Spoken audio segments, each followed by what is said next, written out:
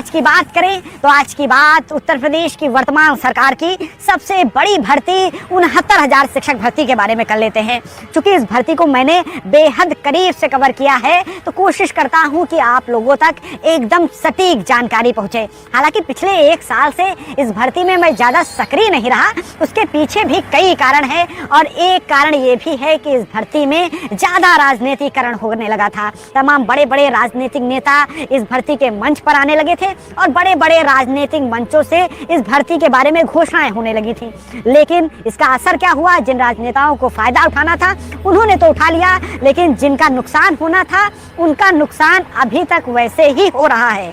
हालांकि चुनाव के पहले एक 6800 की सूची जारी की गई थी, लेकिन उसमें अभी भी कोई परिवर्तन नहीं हुआ और ये मैं कह सकता हूं कि 1 साल पहले जो भर्ती की स्थिति थी वो भी आज भी है। हालांकि इसको लेकर राजनीतिक मुद्दे रहे, चुनाव के दौरान ये प्रमुख मुद्दा रहा, तमाम जनसभाओं में इसके बड़े बड़े पोस्टर लगे हुए नजर आए।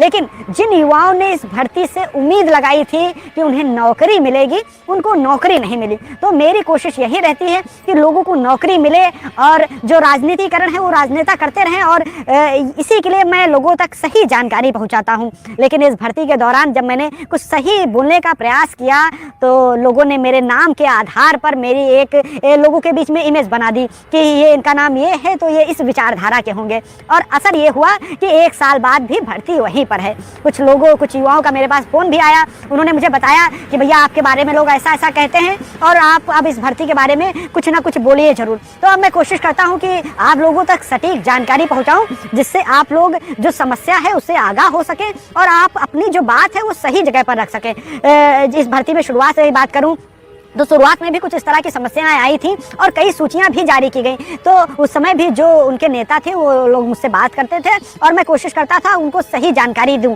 और मैंने उनको जानकारियां भी दी और उन्होंने उसका अपने लिए उपयोग भी किया और नतीजा ये निकला कि जो सूचियां आती गई उन पर नियुक्ति मिलती गई। लेकिन इस सूची के बारे में कुछ अलग हुआ। इसके बारे में जब लोगों को मैंने बताने की कोशिश की तो उन्होंने उसका गलत मतलब निकाला और नतीजा ये हुआ कि 1 साल बाद भी वही स्थिति बनी है। हालांकि अखबारों में जरूर छपता है कि फला वालों का 69,000 भर्ती में रास्ता साफ, फला वालों का रास्ता साफ, लेकिन रास्ता साफ नहीं है, धुंध बहुत है, कोहरा छाया हुआ है और आप मौसम तो देख ही रहे हैं। तो आप लोगों को मेरा उद्देश्य था कि कुछ आगाह किया जाए, तो कोशिश रहेगी कि आगे भी मैं इस भर्ती से जुड़ी जानकारियां आप तक प्रस्तुत करता रहूं।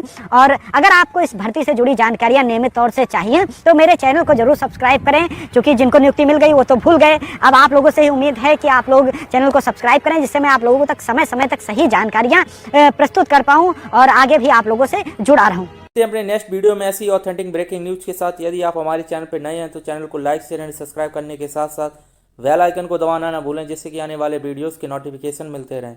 चैनल से रिलेटेड कोई सजेशन या सुझाव देना चाहते हैं तो कमेंट के माध्यम से बता सकते हैं। Thanks for watching to my channel.